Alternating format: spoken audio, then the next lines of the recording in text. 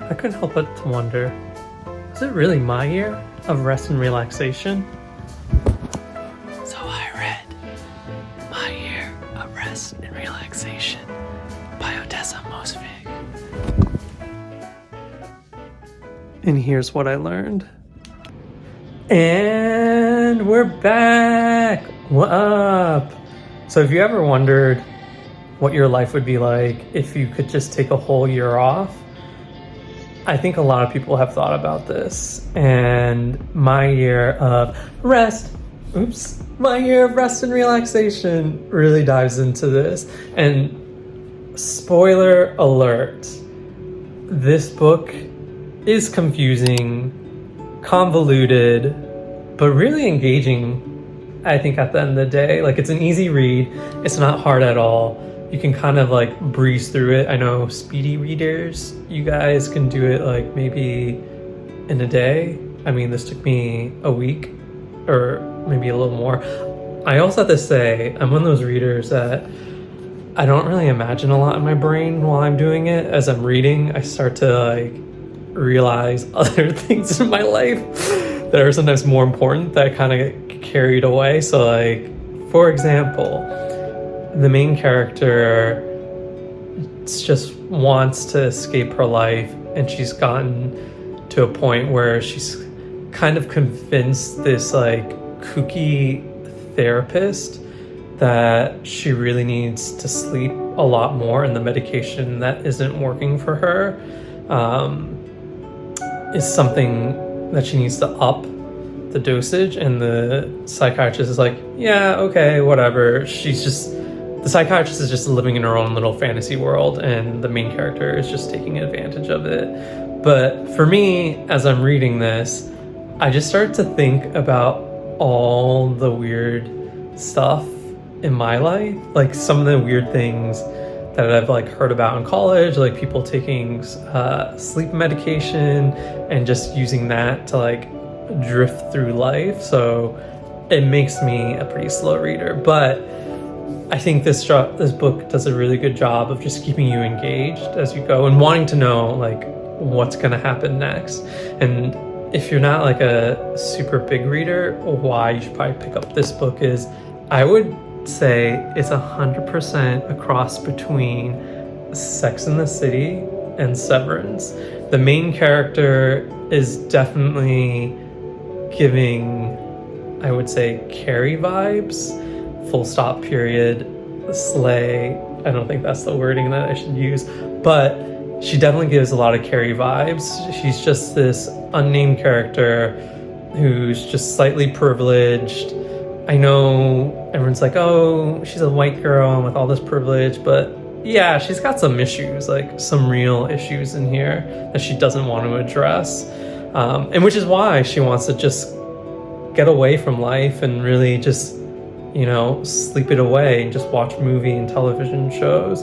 But I think what makes it a very Severance-y vibe is that she's also doing this during work sometimes, and she's just like so hypersomniac. She's just kind of like checked in and out of life, and she's not always cognizant of what she's doing. And then only after the fact she realizes like what she's done, and she's like slightly hoping that she won't be too embarrassed.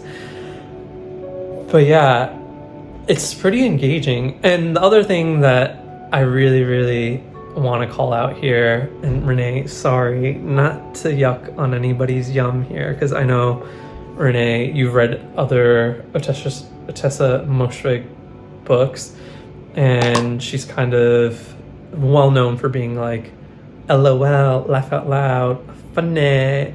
I actually didn't think she was that funny, but don't hate me. I think overall, though, there are moments where it is like a little bit funny, but kind of like Severance, where like you'll have a moment where it's like hee hee, but it's not like LOL, I'm laughing on the ground, rolling my like butt around. It's I, you know, I'd say it's like 2.5 on my laughter scale out of 5, so maybe even less, I don't know. Ooh, don't hate me, guys. But I think the other bit that makes this so like compelling and interesting for those people who actually have been to New York, lived in New York, it really does like a good job of really capturing what it was like in the early 2000s of being in New York. And like I grew up by New York. I lived in New York City, like in Manhattan and Brooklyn and Queens.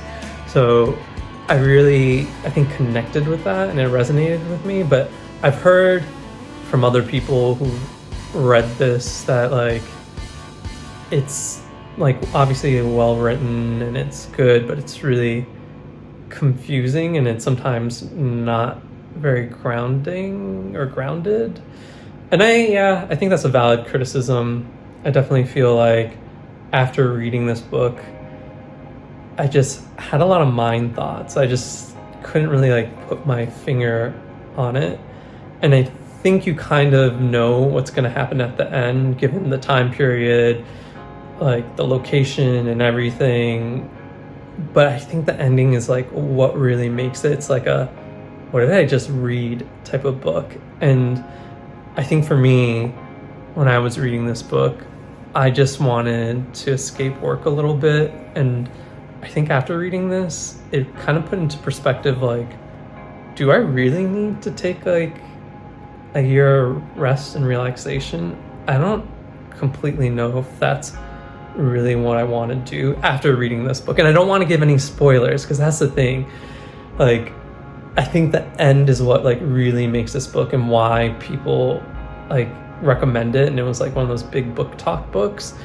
But yeah, I just don't want to give it away. That's why I think it's definitely out of 5, I would give it like a 4, or depending on like who you are, a 3.5. It's not bad. It's really easy. I think it really just gets your mind off of things.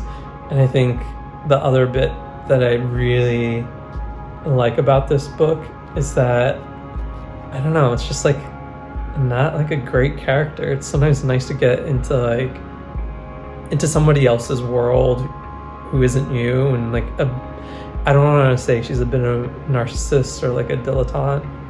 Also, I like that word, dilettante. Maybe I'm just throwing that in there for fun. Who knows until you read it, so you gotta read it. But yeah, it's just nice to get your mind out of your own head into somebody else's head for like a brief second. And I think what's really fun too, which is she has a friend in this book who basically adores her, and at the same time she doesn't really give a poo about this friend. She just kind of lets her into her life, lets her like rant and rave about her little issues, her problems, her blah blah blahs. And then she just falls asleep on this girl. Like, this chick didn't know what hit her and still loves her. And like, she keeps coming back for more. And you just wonder, like, why does this woman do this? So I think that's also another bit of interest. And one more thing, I don't think I mentioned this. You never actually get to know the main character's name. You just kind of know her just through a first-person narration.